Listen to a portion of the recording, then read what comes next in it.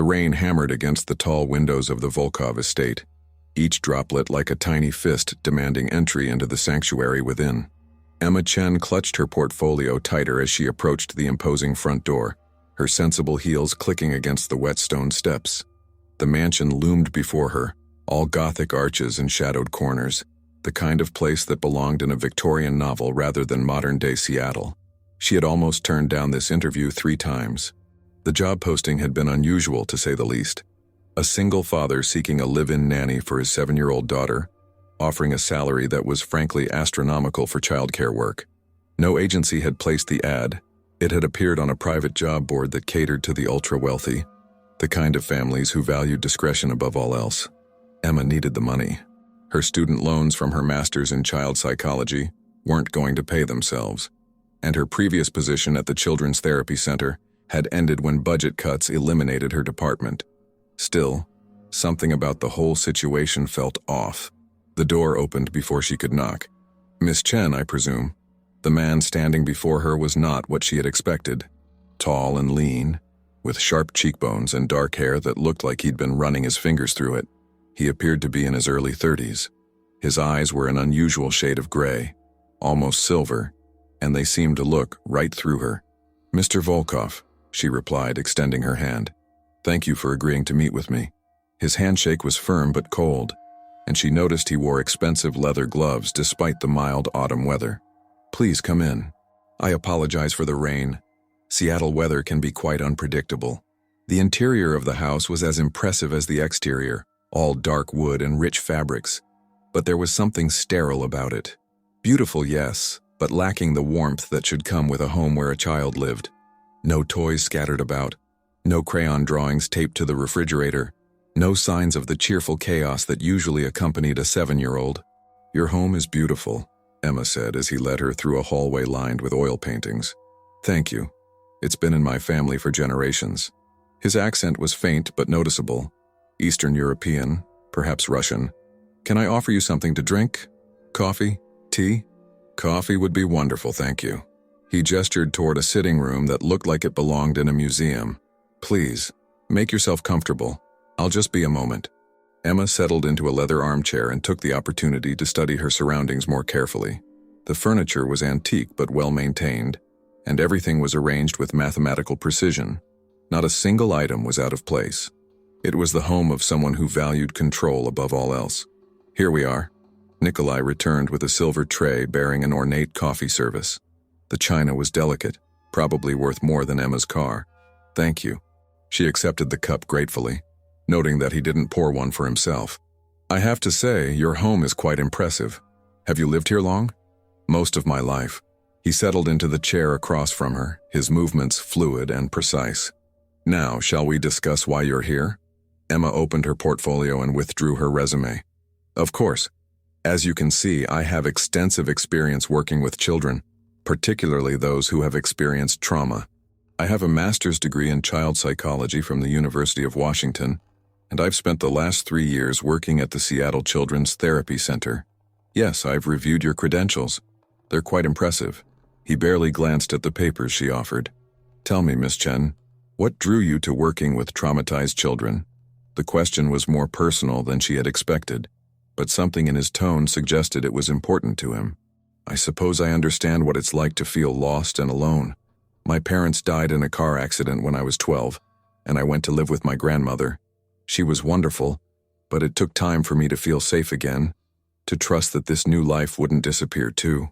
Something flickered in his silver eyes. "I'm sorry for your loss." "Thank you. It was a long time ago." She took a sip of her coffee, surprised by how good it was.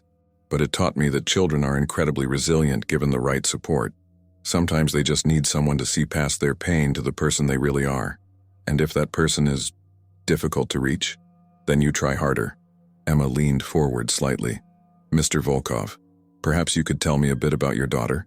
The job posting mentioned she's 7, but not much else.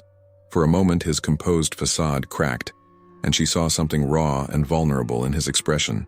"Anastasia isn't complicated. She hasn't spoken since her mother died 5 years ago." Emma's heart clenched. "I'm so sorry. That must be incredibly difficult for both of you. The previous nannies found her challenging." She has a tendency to act out, to push people away. I'm afraid she's developed quite a reputation among the childcare agencies in the city. Children who have experienced loss often test the people around them," Emma said gently. "They're trying to see if you'll abandon them too. It's a defense mechanism. You speak as if you have experience with this." "I do, both personally and professionally." She set down her coffee cup. "Mr. Volkov, I have to ask, have you considered therapy for Anastasia? Selective mutism following trauma is quite common, but there are treatments that can help." His jaw tightened almost imperceptibly. "We've tried conventional approaches. They haven't been successful."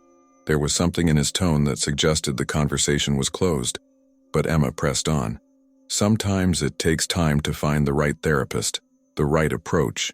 Children like Anastasia need—" "What Anastasia needs," he interrupted, his voice carrying a note of authority that made her fall silent, "is someone who won't give up on her, someone who will see past her silence to the remarkable child underneath."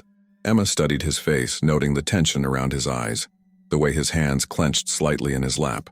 This was a man who loved his daughter desperately, but felt helpless to reach her. "I'd like to meet her," she said softly. "Are you certain? I should warn you, she's not receptive to new people." "I'm certain." He stood, and Emma was struck again by how tall he was, how he seemed to fill the room with his presence. "Very well. But please don't take it personally if she doesn't respond well initially." They climbed a grand staircase to the second floor, passing more oil paintings and antique furniture. The hallway was dimly lit, with heavy curtains blocking most of the natural light from outside. "Anastasia?" Nikolai knocked softly on a door painted white with delicate gold trim. "There's someone I'd like you to meet." No response. He opened the door slowly, and Emma followed him into what was clearly a little girl's bedroom. But like the rest of the house, it felt sterile despite the obvious expense that had gone into decorating it. The bed was perfectly made, toys arranged in neat rows on shelves, everything in its place. A small figure sat in a window seat, staring out at the rain. She had her father's dark hair and pale skin, but where his presence commanded attention, she seemed to be trying to disappear entirely. "Anastasia, this is Miss Chen. She's here to talk with us about becoming your new nanny." The little girl didn't turn around, didn't acknowledge their presence in any way. Emma could see the tension in her small shoulders, the way she held herself as if braced for disappointment. "Hello, Anastasia," Emma said softly, not moving closer. "You have a beautiful room. I especially love that window seat. It looks like the perfect place to watch the rain." Still no response, but Emma thought she saw the child's head tilt slightly as if she was listening.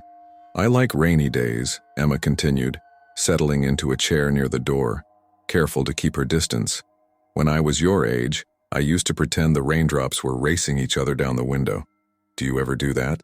For just a moment, Anastasia's reflection in the window showed the faintest hint of interest before her expression closed off again. Emma spent the next 10 minutes talking quietly about inconsequential things: the rain, the view from the window, a book she noticed on the nightstand. She didn't ask questions or try to force interaction, simply offered her presence as a calm, non-threatening constant. When they finally left the room, Nikolai was quiet until they reached the bottom of the stairs. "She didn't run away," he said, and there was wonder in his voice. "I'm sorry?" "The last nanny, Anastasia, hid under her bed and refused to come out for 3 hours. The one before that, she locked herself in the bathroom." He turned to face Emma, and she was surprised to see something that might have been hope in his silver eyes. "She stayed in the room with you." "It's a start," Emma agreed. "Mr. Volkov, I'd like to take the position, if you'll have me." "Just like that? You haven't even heard the terms yet." "I've heard enough. That little girl needs someone who won't give up on her, and I don't give up easily." Something shifted in his expression, a wall coming down just slightly. "The position is live-in, as I mentioned. You'd have your own suite on the 3rd floor, full access to the kitchen and common areas. The salary is $60,000 a year, plus room and board." Emma tried not to let her shock show. It was nearly double what she'd been making at the therapy center. "That's very generous. I believe in compensating people fairly for their work, especially work as important as this." He paused, seeming to choose his words carefully. "There are a few peculiarities about our household that you should be aware of, such as, we keep unusual hours." Anastasia is homeschooled, and we often don't begin lessons until late afternoon. We prefer to keep the house quite dim. Bright lights can be uncomfortable, and we value our privacy greatly. What happens in this house stays in this house. Emma nodded slowly. Wealthy families often had their eccentricities, and she'd worked with enough of them to know that discretion was part of the job. I understand. Excellent. When can you start? I'll need to give notice at my current part-time position and pack my things. Would a week from today work? Perfect. He extended his gloved hand again. Welcome to the family, Miss Chen. As Emma shook his hand, she felt a strange little thrill at his choice of words. Family. It had been a long time since she'd felt like she belonged to one of those. A week later, Emma stood in the same grand foyer with her suitcases, officially beginning her new life as nanny to Anastasia Volkov. The little girl watched from the top of the stairs, her dark eyes curious but wary. Your room is this way, Nikolai said, leading her up to the third floor. I hope you'll find it comfortable. The suite was more than comfortable. It was luxurious. A sitting room with a fireplace, a bedroom with a 4-poster bed, and a bathroom that belonged in a 5-star hotel. French doors opened onto a small balcony that overlooked the estate's gardens. This is beautiful, Emma breathed. Thank you. I'll leave you to settle in. Dinner is at 7. We eat quite late, I'm afraid. Another family peculiarity. After he left, Emma unpacked her belongings, trying to make the elegant space feel more like home. She arranged her books on the shelves, placed a few personal photos on the dresser, and hung her clothes in the massive walk-in closet. As she worked, she found herself thinking about Anastasia. The little girl's silence wasn't just grief. There was something deeper there, a kind of watchful intelligence that suggested she was processing far more than she let on. Emma had worked with selective mute children before, but something about Anastasia felt different. The way she moved, the way she seemed to fade into the shadows, the almost otherworldly quality of her stillness. It was as if she was hiding not just her voice, but her very essence. At 7 o'clock sharp, Emma made her way down to the dining room. It was another impressive space, with a table that could easily seat 12 and a chandelier that probably cost more than most people's cars. But only 3 places were set at one end of the long table. Nikolai was already there, still wearing his leather gloves, and Anastasia sat beside him in a chair that had been fitted with a booster seat. The little girl was dressed in a navy blue dress that looked expensive but somehow old-fashioned, and her dark hair was pulled back in a neat braid. Good evening, Emma said, taking the seat across from them. Something smells wonderful. Mrs. Petrov is an excellent cook, Nikolai replied. She's been with the family for many years. As if summoned by her name, an elderly woman appeared from what Emma assumed was the kitchen. She was small and round, with gray hair pulled back in a bun and kind eyes that crinkled at the corners. Miss Chen, she said with a slight accent that matched Nikolai's. Welcome to our home. I hope you are hungry. I have made borscht and beef stroganoff. It smells amazing, thank you. Mrs. Petrov served the meal with obvious pride, and Emma had to admit it was delicious.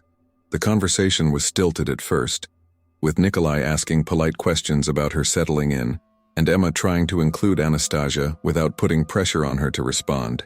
The gardens are beautiful, Emma said, glancing toward the windows that looked out over the grounds. Do you like to play outside, Anastasia? The little girl looked up from her soup, meeting Emma's eyes for just a moment before looking away again. She prefers indoor activities, Nikolai said quietly. The sun can be harsh. Emma nodded, filing away another piece of the puzzle. A family that kept late hours, preferred dim lighting, and avoided the sun. It could be a medical condition. There were several that caused photosensitivity, or it could simply be personal preference. I love indoor activities too, she said to Anastasia. I brought some art supplies with me, paints, colored pencils, that sort of thing. Maybe we could do some drawing together sometime. This time Anastasia's interest was unmistakable. She glanced at Emma again, and there was something almost hungry in her expression.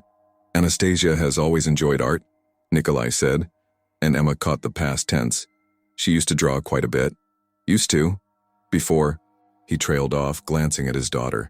She hasn't shown much interest in it lately.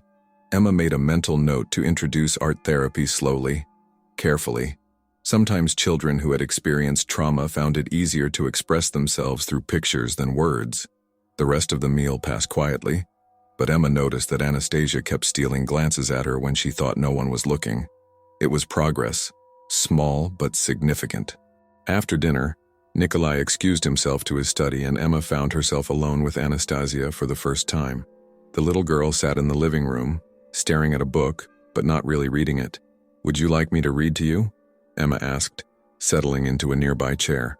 Anastasia looked up, considering, then nodded almost imperceptibly. Emma chose a book from the shelf, a collection of fairy tales with beautiful illustrations. She read in a soft, soothing voice, not pushing for interaction but simply offering the comfort of story and presence. When she finished the first tale, Anastasia had moved closer, still silent but clearly engaged. Emma read another, then another, until the little girl's eyelids began to droop. "I think it might be time for bed," Emma said gently. Anastasia nodded and stood, then surprised Emma by taking her hand. Her small fingers were cold, but her grip was trusting. Emma helped her get ready for bed, noting that the child's nightgown was another old-fashioned style, all white cotton and lace. As she tucked Anastasia in, the little girl looked up at her with those dark, serious eyes. "Sweet dreams," Emma whispered, and for just a moment she could have sworn she saw Anastasia's lips move, as if she was trying to say something back. The first few weeks fell into a routine.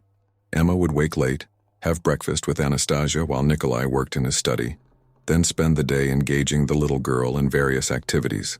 They did puzzles, played quiet games, and slowly, carefully, Emma introduced art supplies. The breakthrough came on a rainy Thursday afternoon. Emma had set up watercolors in the sunroom, and Anastasia had been watching with obvious interest, but hadn't yet participated. "Would you like to try?" Emma asked, holding out a brush. Anastasia hesitated, then reached for it with trembling fingers. Her first strokes were tentative, uncertain, but as she gained confidence, something magical happened. Color bloomed across the paper, not the chaotic scribbles Emma might have expected, but something beautiful and deliberate. The painting showed a garden at night with flowers that seemed to glow in moonlight and shadows that held secrets. It was sophisticated beyond the child's years, almost otherworldly in its beauty. "Anastasia, this is incredible," Emma breathed. "You're so talented." The little girl looked up at her, and for the first time since Emma had arrived, she smiled. It was a small smile, barely there, but it transformed her entire face. From that day forward, art became their language. Anastasia painted her feelings, her memories, her dreams. Emma began to understand the child's inner world through the images she created: dark forests and hidden castles, creatures that were beautiful and terrible, and always, a sense of longing for something lost. Nikolai noticed the change too.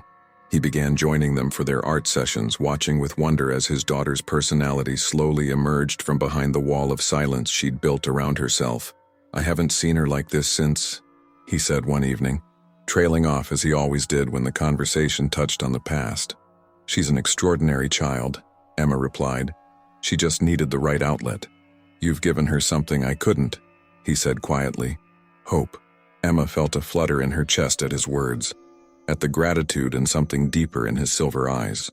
Over the weeks she'd found herself looking forward to their conversations, to the moments when his careful composure slipped, and she glimpsed the man beneath the mystery. He was devoted to his daughter, that much was clear, but there was a loneliness about him that called to something in Emma's own heart.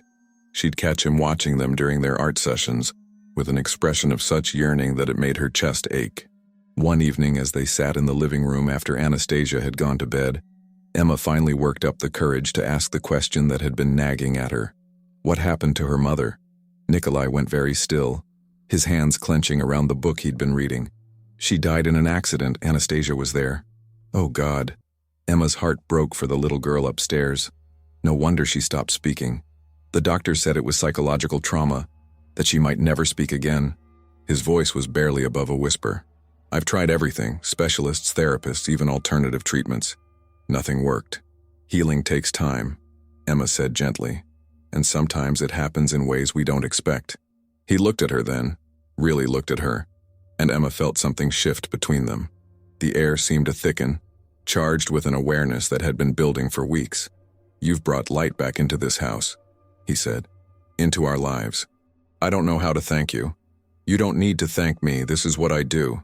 No, he said, leaning forward slightly. This is who you are. Kind, patient, generous. Anastasia isn't the only one who's been changed by your presence here. Emma's breath caught. There was something in his eyes, something that made her pulse quicken and her cheeks flush. But before she could respond, a sound from upstairs broke the moment. Anastasia, Nikolai said, immediately alert. She sometimes has nightmares. They hurried upstairs to find the little girl sitting up in bed, tears streaming down her face but no sound emerging from her lips. Emma sat on the edge of the bed and gathered her into her arms, rocking her gently. It's okay, sweetheart, she murmured. You're safe. We're here.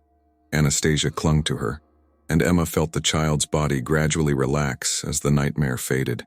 When she finally pulled back, Anastasia was looking at her with such trust, such love, that Emma's heart nearly broke.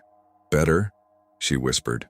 Anastasia nodded, then did something that shocked them both.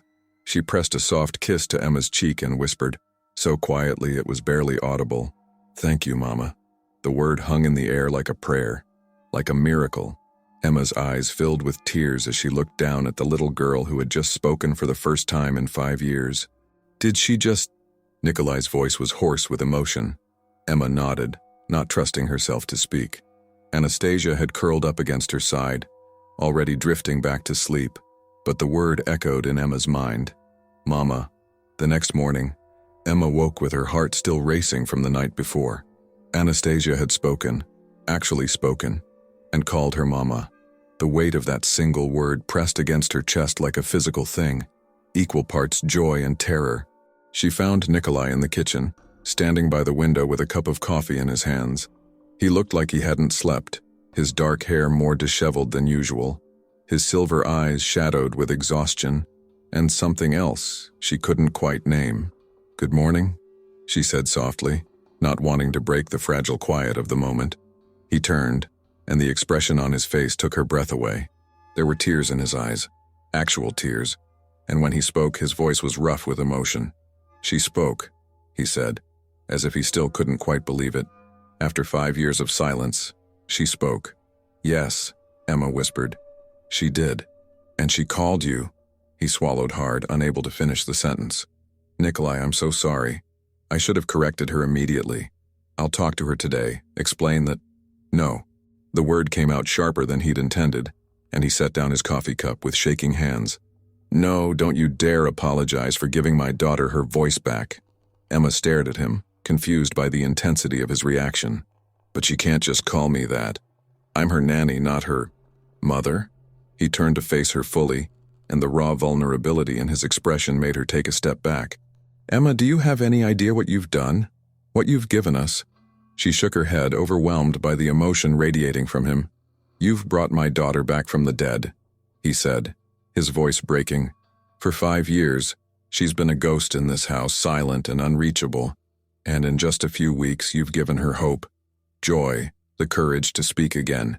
If she wants to call you Mama, then as far as I'm concerned, you've earned that title. Emma's heart hammered against her ribs.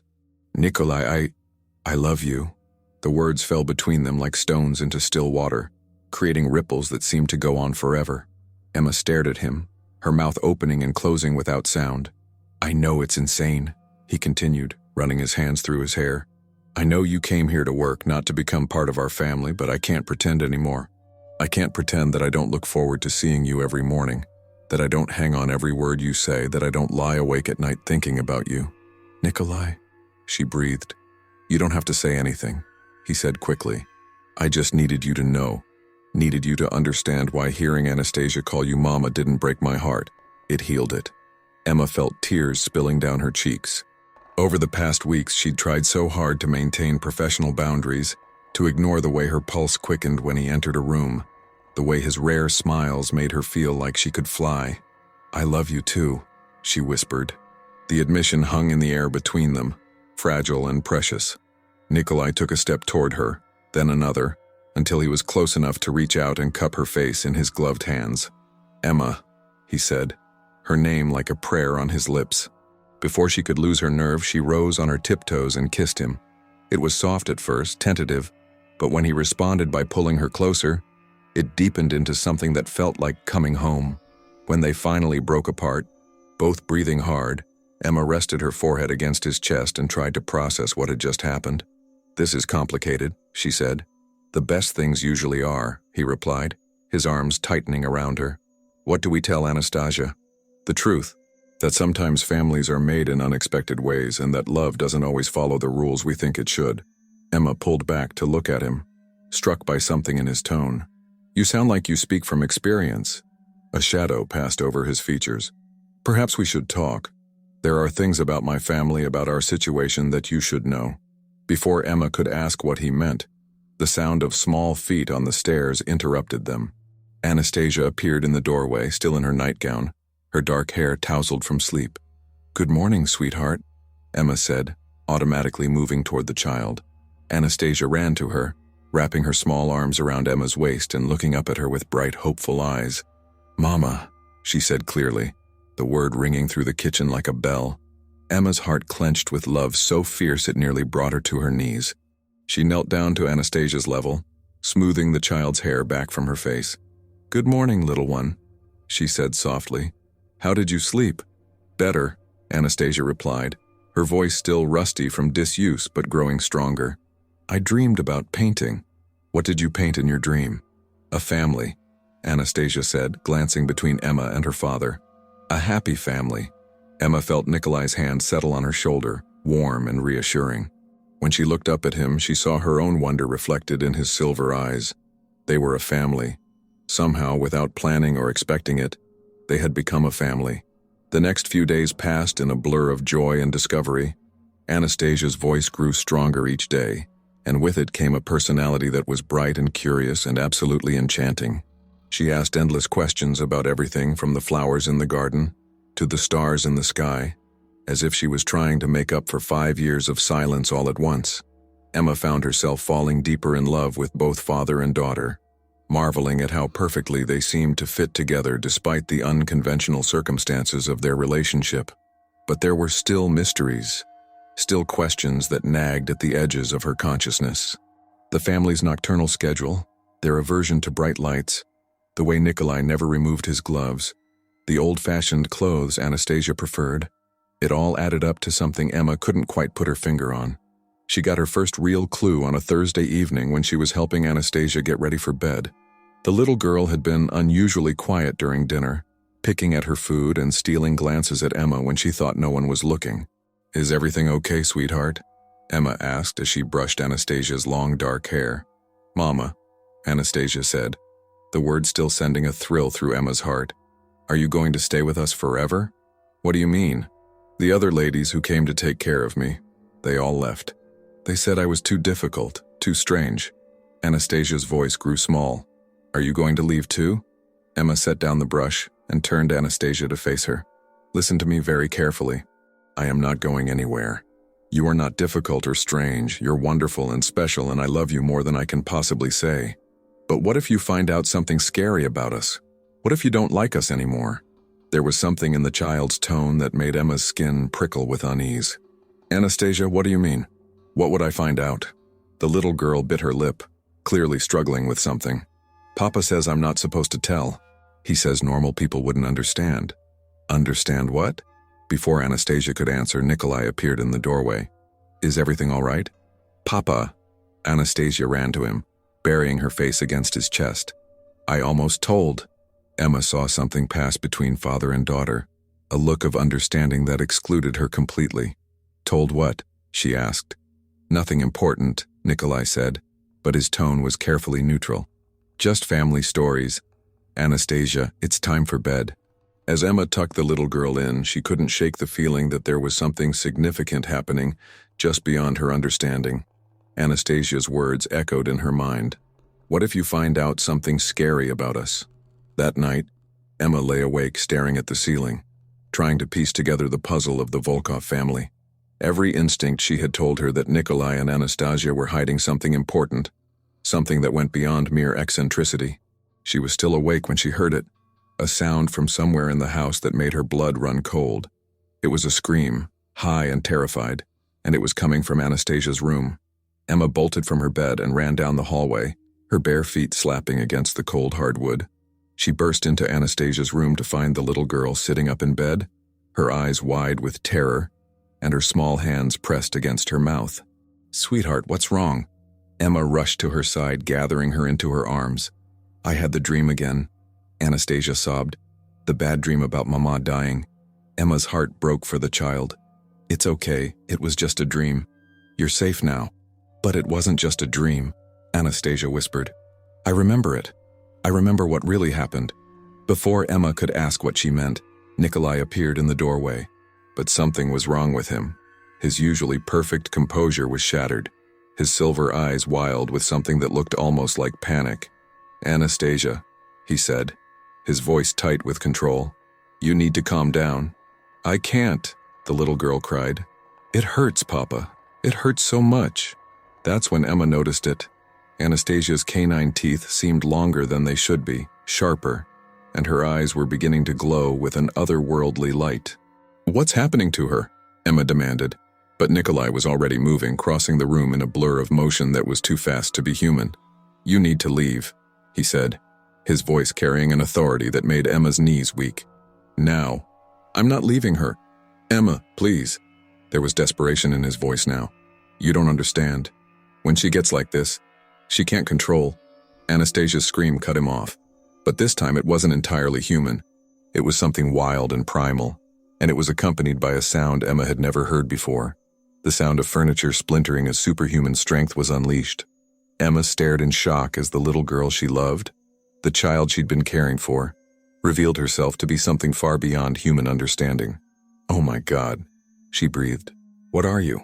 Nikolai's silver eyes met hers across the chaos of the room, and in them she saw centuries of pain, of loneliness, of secrets too heavy to bear. "We're vampires, Emma," he said simply, "and I'm so sorry you had to find out this way." The world tilted on its axis. Emma's rational mind tried to reject what she was seeing, what she was hearing, but the evidence was right in front of her. Anastasia's inhuman strength, the family's nocturnal habits, Nikolai's cold skin and aversion to sunlight, it all made terrible sense. "That's impossible," she whispered. "I wish it were." Nikolai was trying to calm Anastasia, speaking to her in a language Emma didn't recognize. "Emma, please, you need to go. When she's like this, she could hurt you without meaning to." But Emma couldn't move. She was frozen in place, watching the child she loved transform into something from nightmares. Anastasia's small body was racked with convulsions, her cries becoming more animalistic with each passing second. "What's wrong with her?" Emma asked. "She's half human," Nikolai explained, his voice strained as he tried to contain his daughter's thrashing. "Sometimes the vampire side overwhelms her, especially when she's emotional. She can't control it yet. How do I help her?" "You can't. How do I help her?" Emma repeated, her voice fierce with determination. Nikolai stared at her in amazement. "You're not running away. She's my daughter," Emma said simply. "I don't care what she is. How do I help her?" Before Nikolai could answer, Anastasia let out another inhuman cry, and her small fist connected with the wooden bedpost. The sound of splintering wood filled the room, but it was followed by something worse, the sound of breaking bones. Anastasia collapsed, her arm hanging at an unnatural angle, silver blood seeping through her nightgown. Her eyes, still glowing with otherworldly light, found Emma's across the room. "Mama," she whispered, and then she went limp. "No!" Emma lunged forward, but Nikolai caught her arm. "Don't touch her," he said urgently. "The silver in her blood, it's toxic to humans." "I don't care." Emma struggled against his grip. "She's hurt. Emma, listen to me." Nikolai's voice was desperate. "She's not just hurt, she's dying." When half vampires lose control like this, their human and vampire sides war against each other. Without intervention, her body will tear itself apart. Emma stared at Anastasia's still form, her heart breaking. "What kind of intervention?" "Blood," he said quietly. "She needs blood from someone she's bonded with, someone her vampire side recognizes as family. Then give it to her. I've tried. For 5 years, every time this happened, I've tried. But she rejects my blood. Her vampire side doesn't see me as her true family anymore. Not since her mother died." Emma's mind raced. "Then what about you?" Nikolai finished. "She called you Mama." Her vampire side has bonded with you in a way it never did with the other nannies. Your blood might be the only thing that can save her." Emma didn't hesitate. "Do it." "Emma, you don't understand what you're agreeing to. If I take your blood, if she drinks it, you'll be bound to our family forever. You'll be part of our world with all the dangers that entails." "I don't care," Emma said fiercely. "She's my daughter. Save her." Nikolai stared at her for a long moment, and Emma saw something shift in his expression, amazement, gratitude, and love so deep it took her breath away. "Are you certain?" "I've never been more certain of anything in my life." Without another word, Nikolai bit into his own wrist, then pressed it to Emma's lips. "Drink," he commanded. "Just a few drops, enough to change your blood chemistry." The taste was metallic and strange, but Emma forced herself to swallow. Almost immediately, she felt something change inside her, a warmth spreading through her veins that seemed to awaken every nerve ending.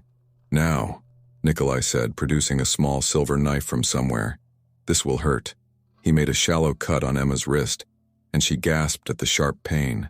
But she didn't pull away as he guided her bleeding wrist to Anastasia's pale lips. For a moment, nothing happened. Then Anastasia's eyes fluttered open, glowing silver in the dim light, and she latched onto Emma's wrist with desperate hunger. Emma felt the pull of the child's feeding, felt her life force flowing into the small body that needed it so desperately. It should have been terrifying, should have felt like violation, but instead it felt like the most natural thing in the world. This was her daughter. This was her family, and she would give everything to save them. As Anastasia fed, her broken arm began to heal with supernatural speed.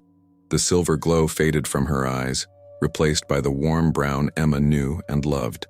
When she finally released Emma's wrist, she looked up with perfect clarity. "Mama," she said, her voice stronger than it had ever been. "You stayed." "Of course I stayed," Emma whispered, gathering the child into her arms. "I told you, I'm not going anywhere." As she held Anastasia close, Emma felt Nikolai's hand settle on her shoulder. When she looked up at him, she saw tears streaming down his face. "Thank you," he said. "You saved her. You saved us both." Emma reached up to touch his face, wiping away the tears with her thumb. "We're family," she said simply. "This is what families do." And as the three of them sat together in the ruins of Anastasia's bedroom, Emma realized that she had finally found what she'd been searching for her entire life, a place where she belonged, people who needed her as much as she needed them.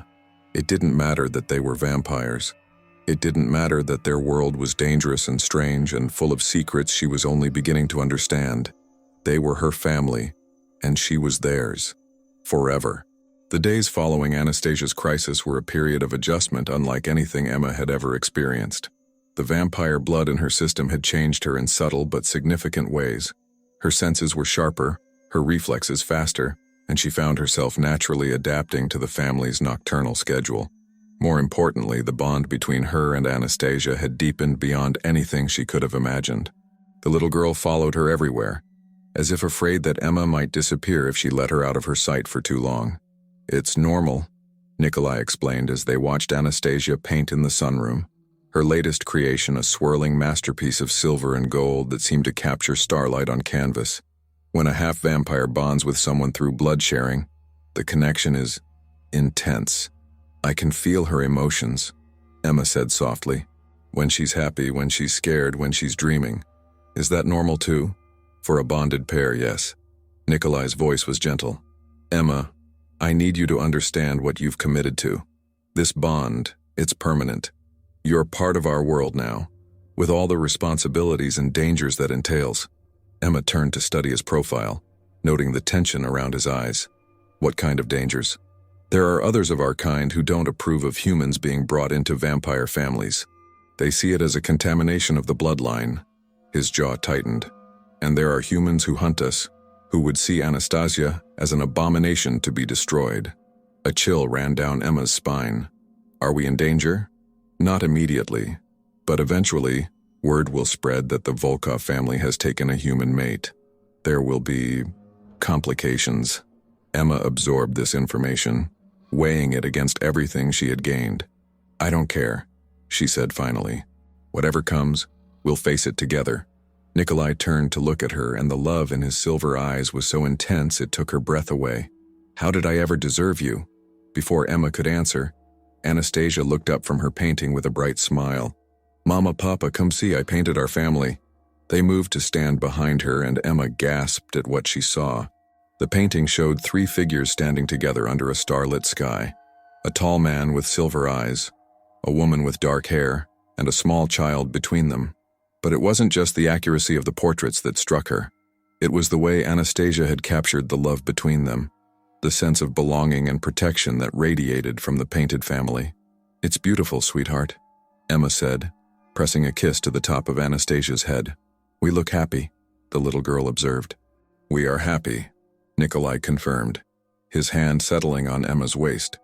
Over the following weeks, Emma learned more about the vampire world than she had ever imagined existed. Nikolai told her about the ancient families, the complex politics, the delicate balance between their kind and humanity. He taught her about vampire strengths and weaknesses, about the different bloodlines and their unique abilities. "Your family is old," she said one evening as they sat in his study, surrounded by books that were centuries old. "Older than you originally told me. The Volkov line dates back over 1,000 years, he confirmed. We've always been protectors, guardians of the balance between worlds. It's why I was able to live openly among humans, why I could give Anastasia a relatively normal childhood." "And her mother?" Nikolai's expression grew distant. "Katerina was human when we met. Brilliant, beautiful, fearless. She knew what I was from the beginning and chose to love me anyway." "What happened to her?" "She was murdered," he said quietly, "by humans who discovered what she had become, what our daughter was. They saw Anastasia as an abomination, and Katerina as a traitor to her own species." Emma's heart clenched with sympathy and rage. "Oh, Nikolai." Anastasia saw it happen. She was only 2, but vampire children develop faster than human ones. She understood enough to be traumatized to blame herself for her mother's death. Is that why she stopped speaking? Partly, but also because she was afraid that if she revealed too much of her nature, the same thing would happen to anyone else she loved. Emma thought about the little girl upstairs, about the weight of guilt and fear she had been carrying for 5 years. She was protecting us. Yes, until you came along and made her feel safe enough to be herself again. That night, Emma found herself standing in Anastasia's doorway, watching the child sleep.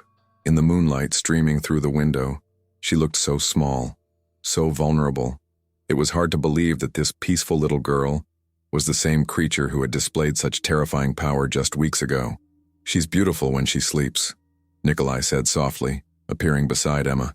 "She's beautiful always," Emma replied. "Nikolai, I need to ask you something. Anything. The night she called me Mama for the first time, you said it healed your heart. What did you mean?" He was quiet for so long that Emma thought he might not answer.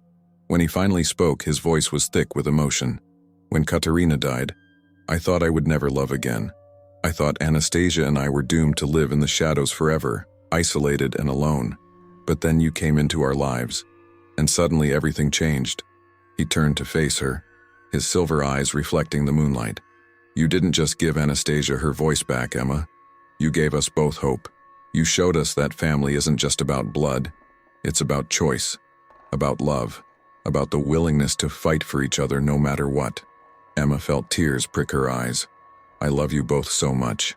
And we love you, more than you could possibly know." As if summoned by their conversation, Anastasia stirred in her sleep, her small voice calling out softly, "Mama? Papa?" They moved to her bedside, and Emma smoothed the child's hair back from her face. "We're here, sweetheart. I had a good dream," Anastasia murmured, her eyes still closed. "We were all together and no one was trying to hurt us." "That's not a dream," Emma said softly.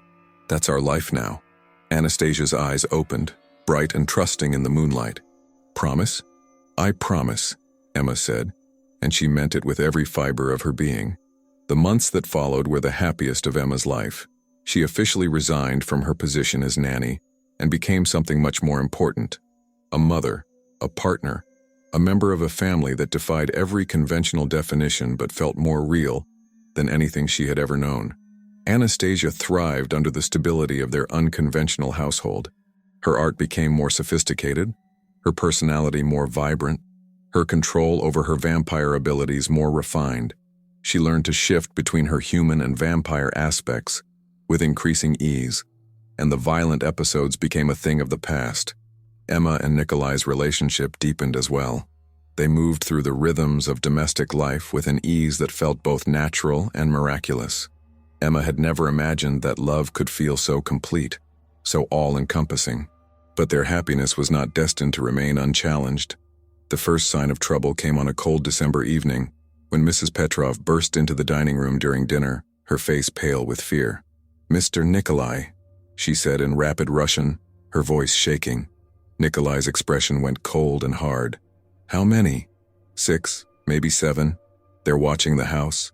Emma felt a chill that had nothing to do with the weather. "What's happening?" "Hunters," Nikolai said grimly.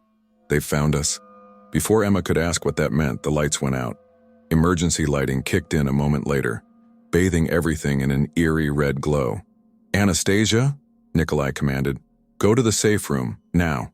But the little girl was already moving, her vampire instincts taking over. She grabbed Emma's hand with superhuman strength. "Mama, come with me." "Emma, go with her," Nikolai ordered. "Keep her safe. What about you?"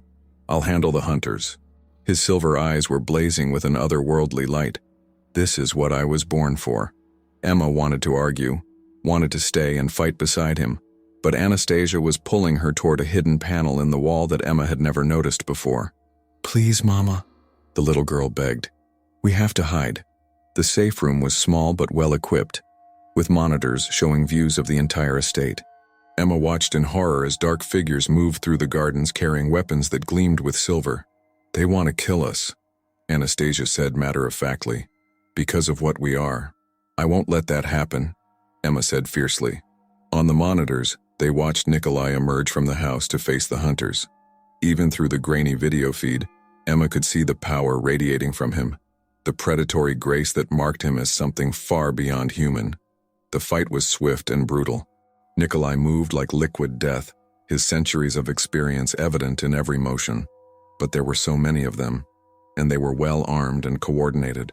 "Papa's hurt," Anastasia whispered, and Emma saw it too, silver blood staining Nikolai's shirt as he fought. "Stay here," Emma commanded, moving toward the door.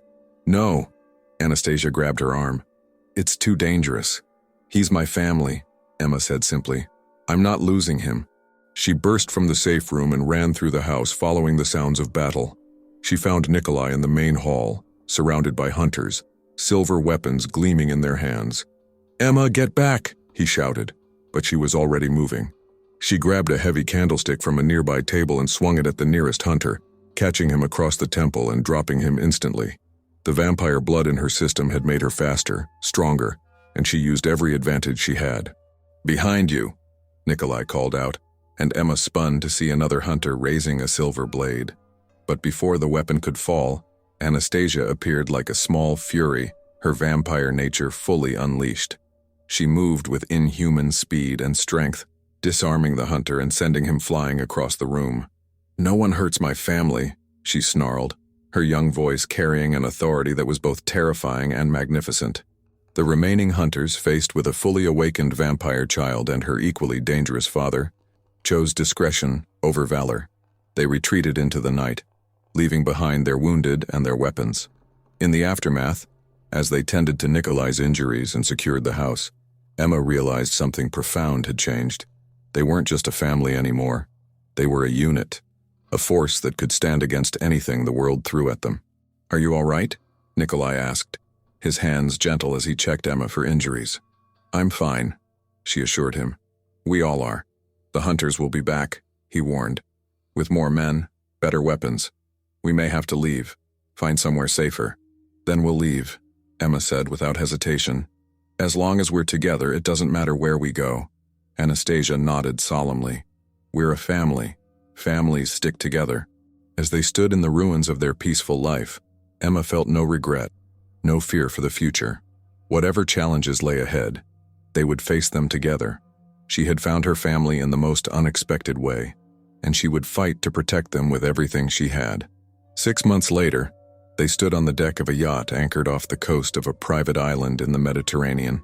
The Volkov family had found sanctuary in a place where ancient vampire families had maintained safe havens for centuries, protected by powerful allies and older magics.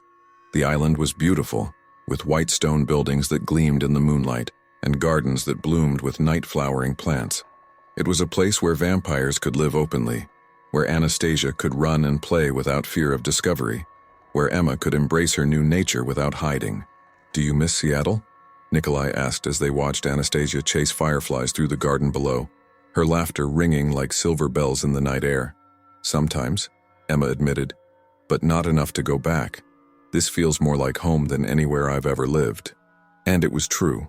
Over the past months, Emma had discovered abilities she never knew she possessed. The vampire blood had awakened something in her. Not full transformation, but a heightening of her natural empathy and intuition. She could sense emotions more clearly, could sometimes catch glimpses of thoughts and memories. It made her an even better mother to Anastasia, able to anticipate the child's needs before they were even expressed. "Mama, Papa, come see," Anastasia called from the garden. "The flowers are singing." Emma laughed, recognizing one of her daughter's more fanciful observations. Anastasia's enhanced senses sometimes picked up things that others couldn't perceive, the subtle vibrations of growing things, the whispered conversations of night creatures, the music that seemed to flow through the very air of their magical sanctuary. They joined her in the garden, and Emma marveled once again at how perfectly they fit together. Nikolai, ancient and powerful but gentle with his family. Anastasia, half human and half vampire but wholly loved. And herself, transformed by love into something she had never imagined she could become. "I have something for you," Nikolai said suddenly, reaching into his jacket pocket. Emma's breath caught as he withdrew a small velvet box. "Nikolai, I know we're already bound in ways that go deeper than human law," he said, dropping to one knee in the moonlit garden. "But I want the world to know that you're mine, that we're a family in every sense of the word." He opened the box to reveal a ring unlike anything Emma had ever seen. The band was white gold, but the stone wasn't a diamond. It was something that seemed to capture starlight itself, shifting between silver and blue and deep purple as it caught the light. "It's a moonstone," he explained, "from the first mine my family ever owned, over 1,000 years ago. It's been waiting for the right woman, the right moment." "Mama, say yes," Anastasia urged, bouncing on her toes with excitement. Emma looked down at the man she loved, at the child who had claimed her heart, at the life they had built together against all odds. "Yes," she whispered. "Yes, of course, yes." As Nikolai slipped the ring onto her finger, Emma felt a warmth spread through her entire being. The moonstone seemed to pulse with its own inner light, and she realized that this wasn't just a piece of jewelry. It was a talisman, a symbol of her permanent place in the Volkov family. "Now we're really truly family," Anastasia declared, throwing her arms around both of them. The wedding took place a month later, on the terrace overlooking the sea. It was a small ceremony by vampire standards, only a few dozen guests, all of them ancient families who had known the Volkovs for centuries. But to Emma it felt perfect. She wore a dress of midnight blue silk that seemed to shimmer with its own inner light, and flowers from the island's night-blooming gardens adorned her hair. Anastasia served as flower girl, scattering silver petals that caught the moonlight like fallen stars.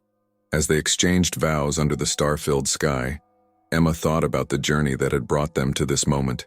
She had come to the Volkov estate as a nanny, a woman looking for a job. She was leaving as a wife, a mother, a member of a family that would last for eternity. "I, Emma Chen, take you, Nikolai Volkov, to be my husband, my partner, my eternal companion," she said, her voice carrying clearly across the assembled guests. "I promise to love you and Anastasia with everything I am for as long as I exist. I, Nikolai Volkov, take you, Emma Chen, to be my wife, my queen, my heart's true home," he replied. "I promise to protect you and cherish you, to stand beside you against whatever darkness may come." When they kissed to seal their union, the moonstone in Emma's ring blazed with silver fire, and she felt the final bonds of their supernatural family click into place. She was no longer just Emma Chen, human nanny. She was Emma Volkov, vampire wife and mother, protector of ancient bloodlines and keeper of impossible love. The celebration lasted until dawn, with music and dancing and toasts in languages Emma was still learning.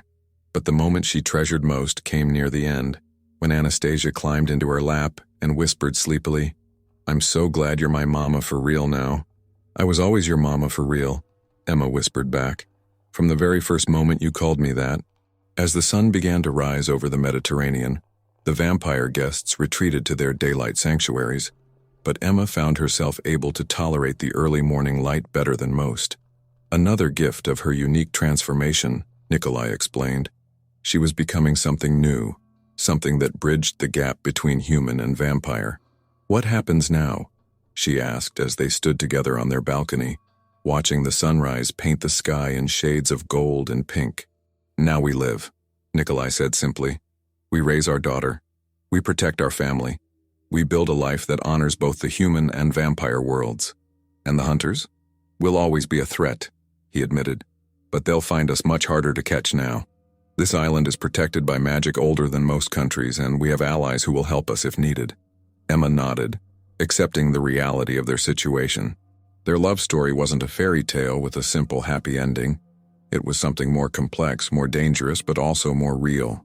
"I love you," she said, the words carrying all the weight of her commitment, her transformation, her choice to embrace a life beyond anything she had ever imagined.